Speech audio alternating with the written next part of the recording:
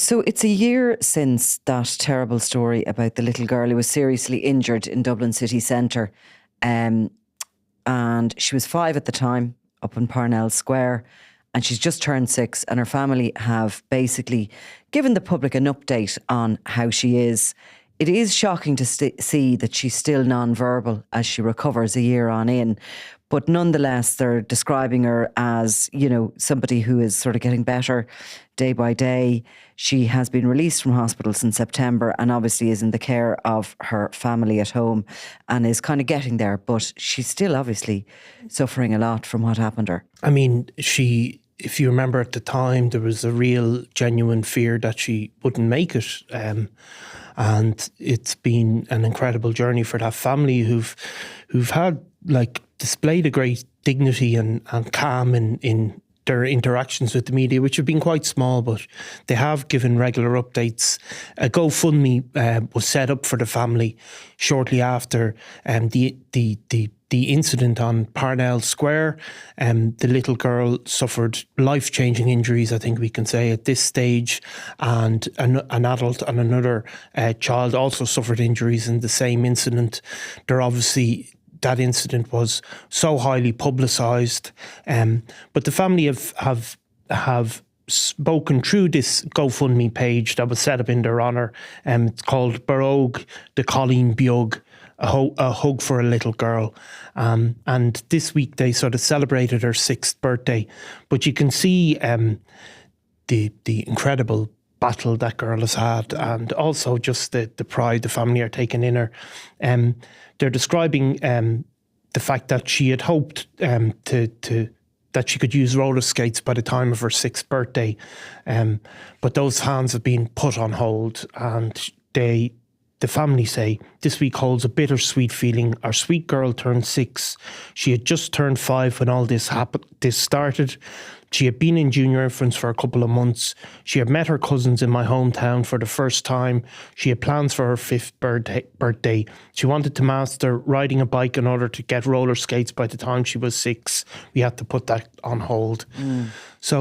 And as many parents will know, the book about the little caterpillar, which many of us read to our own kids, the family describe sort of reading this to her, and maybe not that she is the caterpillar herself, that she's making changes every day, getting stronger, changing and adapting to become what she is on a daily basis, and that she will hopefully, as they say, come out a butterfly in the end. So, it's a nice little sort of a thing to describe her as, because that book, of course, is a kid's favourite. Now, the fundraiser was set up after that November the 23rd attack, and the family are saying they could see changes ever since. She was discharged from hospital after 281 days, and they're now in the 4th week of what they're calling the gym, a new hospital that is really inspiring. So obviously this is some sort of a rehabilitation she's doing, physiotherapy. Yeah, I mean, it's a long, long time to stay in a hospital. And obviously the wound she suffered, which the family have never wanted to go in too much. But the fact that she's coming home, I think, is it's a miracle. And of course, kids are, they're so fragile in one way, but they're so strong in another, so it is an incredible recovery. But yeah, the money actually that's been raised, they're sort of transforming the house into something that's wheelchair accessible. Yeah. Layout.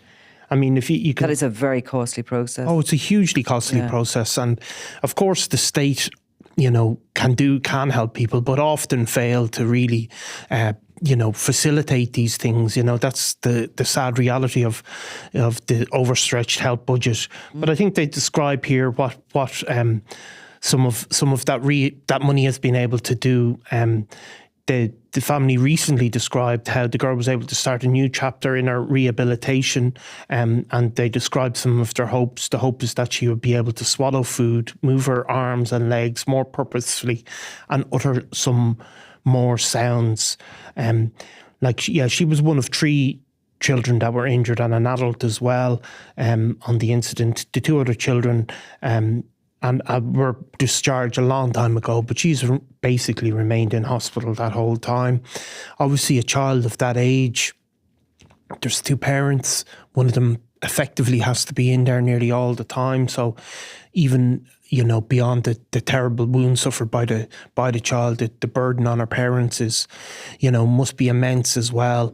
Obviously the worry, the concern, of also the high profile nature of the attack as well, and the aftermath that everybody will remember, must have been, it must, for the parents as well, it must put them in a position that is absolutely unimaginable. And you have to admire them that they have been so dignified in their response. The public were very good with giving funds towards this, because it was just, those GoFundMe pages sometimes set up and they're closed down within a matter of weeks. But this one is obviously still helping her. They have said over the last months, we've had to move to a bigger place with the wheelchair accessible layout, furnish the house thinking about space and functionality, get an adapted car, which has enabled us to take our darling home at the weekends, plus daily costs. Yeah, I mean, it's incredible. There was obviously a number of GoFundMes surrounding this incident. Obviously, some of the people who intervened had GoFundMe set up on their behalf as well. But actually, the fundraiser for this little girl was actually slower than some. But there has really, it really has continued to pick up speed, I suppose, and it's worth people visiting on GoFundMe if they.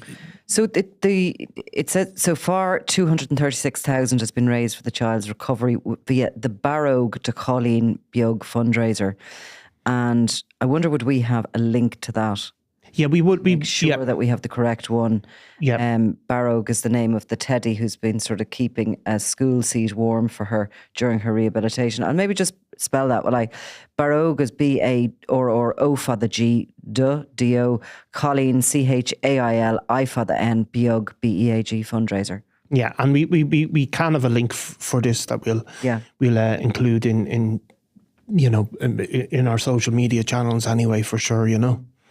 Well, it's good to see that she's getting places and she's getting home, and that the home is going to be suitable for her. They're hoping to be there full time by Christmas, and yeah, best. We wish her our absolute best. Absolutely. I mean, unimaginable stuff, really. Thanks, Niall. Thanks, Nicola.